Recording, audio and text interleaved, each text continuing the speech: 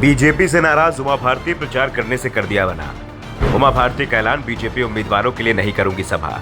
पहले कहा था शिवराज को दे रखी है चुनाव की power of attorney. Uma Bharati एक बार फिर से बीजेपी से नाराज हो गई हैं। उन्होंने बीजेपी का चुनाव प्रचार करने से इनकार कर दिया है।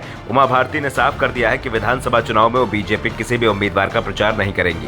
बीजेपी ने उमा भारती को विधानसभा चुनाव के लिए स्टार प्रचारक नहीं बनाया था। इससे पहले उन्होंने चुनाव के बीच हिमालय की यात्रा पर जाने की बात भी कही थी, लेकिन उमा ने हिमालय जाने का इरादा बदला और अपने कुछ करीबियों के लिए चुनाव प्रचार भी किया। लेकिन बीजेपी हाईकमान और स्थानीय नेताओं ने उमा भारती को कोई तवज्जो नहीं दी, तो वो फिर नाराज हो गई और अब उन्होंने साफ कर दिया है कि वो बीजेपी नेताओं के लिए प्रचार नहीं करेंगी, किसी भी नेता की सभा को संबोधित नहीं करेंगी। यहां तक कि उमा भारती ने फोन से भी सभाओं को संबोधित करने से इनकार कर दिया है।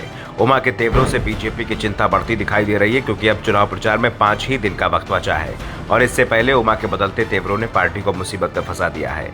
दरअसल मध्य प्रदेश में करीब 4% लोधी वोटर हैं जो 80 सीटों पर प्रभाव रखते हैं। पूरे मध्य प्रदेश में लोधी मतदाता फैला हुआ है। ऐसे में उमा भारती की नाराजगी के चलते लोधी वोटर बीजेपी से दूर हो सकता है और ऐसा होता है तो ओबीसी के मुद्दे पर पहले से ही बैकफुट पर दिखाई दे रही बीजेपी की परेशानी बढ़ सकती है। पहले से ही जातिगत ध्रुवीकरण के मामले में बीजेपी सफल होती नहीं दिख रही है, क्योंकि इस मामले में कांग्रेस उसे कोई मौका नहीं दे रही है। ऐसे में पार्टी को जिन नेताओं से उम्मीदें थी उनमें उमा भारती का नाम ऊपर के क्रम पर था।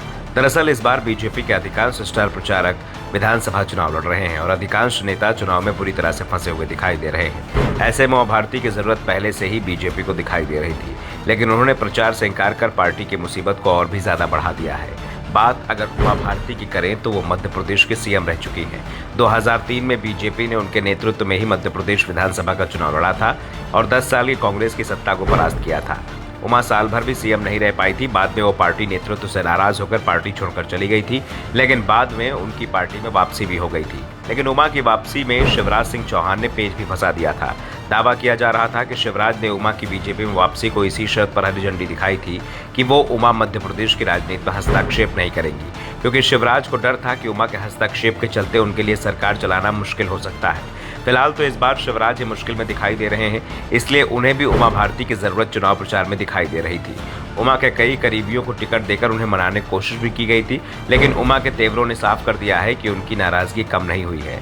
उमा भारती ने कहा कि मुझे बुलाया गया और मैं नहीं पहुंची तो मुझे बुलाने वाला उम्मीदवार संकट में फंस सकता है, इसलिए अब मेरी कोई सभा नहीं होगी, सिर्फ भगवान से सबकी विजय के लिए प्रार्थना होगी।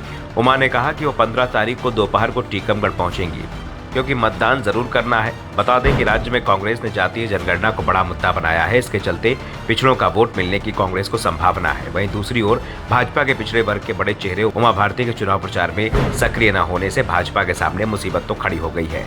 Bureau report, the Navdarpan news.